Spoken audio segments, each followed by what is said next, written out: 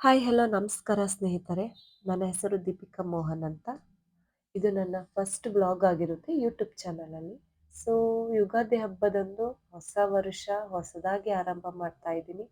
So ದಯವಿಟ್ಟು ನನ್ನ support ಮಾಡಿ, ನನ್ನ ಯೂಟ್ಯೂಬ್ ಚಾನಲ್ಗೆ ಸಬ್ಸ್ಕ್ರೈಬ್ ಆಗಿ, ಸೊ ದಟ್ ಇದೇ ರೀತಿ ಒಳ್ಳೊಳ್ಳೆ ಕಂಟೆಂಟ್ ಹಾಗೂ ಬ್ಲಾಗ್ ಮಾಡ್ತೀನಿ ಅಂತ ಹೇಳ್ತಾ ನನ್ನ ಬ್ಲಾಗ್ನ ಸ್ಟಾರ್ಟ್ ಮಾಡ್ತಾ ಇದ್ದೀನಿ. ಸೊ ಈ ವರ್ಷ ಯುಗಾದಿ ಗುರುವಾರ ಅಂದರೆ ನಮ್ಮ ರಾಯರ ದಿನ ಬಂದಿರೋ ಕಾರಣ ನಾನು ರಾಯರ ಪೂಜೆ ಮಾಡಿ ಹಬ್ಬನ ಸ್ಟಾರ್ಟ್ ಮಾಡಿದೆ. ಸೊ ನಾವು ಯುಗಾದಿ ಅಂತ ಯಾಕೆ ಕರಿತೀವಿ ಅಂದರೆ ಹೊಸ ಯುಗದ ಆರಂಭ ಅಂತ ನಾವು ಹೇಳ್ತೀವಿ.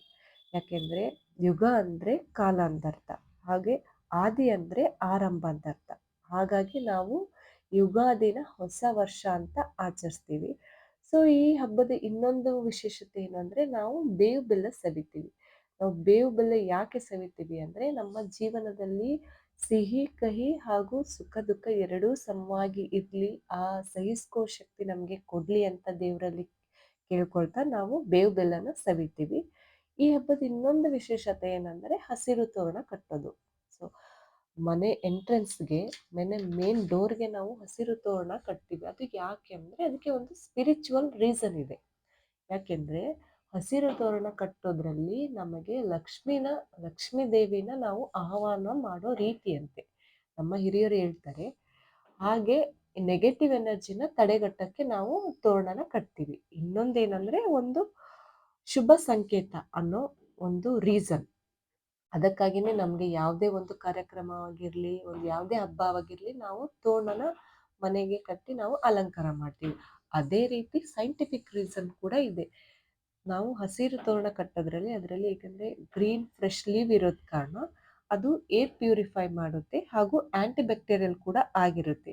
ಸೊ ಹಾಗಾಗಿ ನಾವು ಯಾವುದೇ ಹಬ್ಬವಾಗಲಿ ಹಸಿರು ತೋರಣ ಕಟ್ಟಿ ನಾವು ಮನೆಯನ್ನ ಅಲಂಕಾರ ಮಾಡ್ತೀವಿ ಅಂತ ಹೇಳ್ತಾ, ಇನ್ನೊಂದು ಈ ಹಬ್ಬದ ವಿಶೇಷತೆ ಏನಂದರೆ ಹೊಸ ಬಟ್ಟೆ ಹಾಕಿ ಮನೆಯೆಲ್ಲ ಕ್ಲೀನ್ ಮಾಡಿ ಪೂಜೆ ಮಾಡಿ ಸಿಹಿ ಪದಾರ್ಥ ಅಂದರೆ ಒಬ್ಬಟ್ಟು ಮಾಡಿ ಮನೆ ಅಂಗಳೆಲ್ಲ ತೊಳೆದು ಸಾರಿಸಿ ಗುಡಿಸಿ ರಂಗೋಲಿ ಹಾಕಿ ಎಲ್ರಿಗೂ ಸಿಹಿ ಊಟ ತಿನ್ನಿಸಿ, ಅದೇ ಅಲ್ವಾ ಹಬ್ಬ. ಇದೇ ಹಬ್ಬ ಅಂತಲ್ಲ, ಯಾವುದೇ ಹಬ್ಬ ಆಗಲಿ ನಮ್ಮ ಹೆಣ್ಮಕ್ಳಿಗೆ ಅದೇ ಒಂದು ತಲೆಯಲ್ಲಿರೋದು.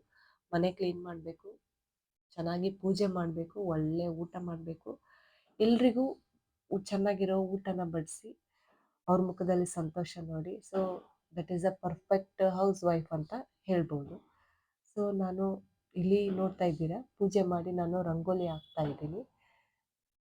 ಪೂಜೆ ಕಂಪ್ಲೀಟ್ ಆದಮೇಲೆ ನಾನು ಇದೇ ಪೂಜೆ ಅಂತಲೇ ಯಾವುದೇ ಒಂದು ಶುಭ ಆರಂಭವಾಗಿರಲಿ ಅಥವಾ ಪೂಜೆ ಆಗಿರಲಿ, ನಾನು ನನ್ನ ಮಗಳಿದ್ದಾಳೆ, ಸೊ ನನ್ನ ಮಗಳ ಕೈಯಿಂದನೇ ನಾನು ಪೂಜೆ ಮಾಡಿಸೋದು. ನಾನು ಇಲ್ಲೆಲ್ಲ ರೆಡಿ ಮಾಡಿಸಿ ಆಮೇಲೆ ಅವಳನ್ನು ಕರೆದು ಸೊ ಅವಳ ಕೈಯಿಂದ ನಾನು ಪೂಜೆ ಮಾಡಿಸ್ತಾ ಇದ್ದೀನಿ.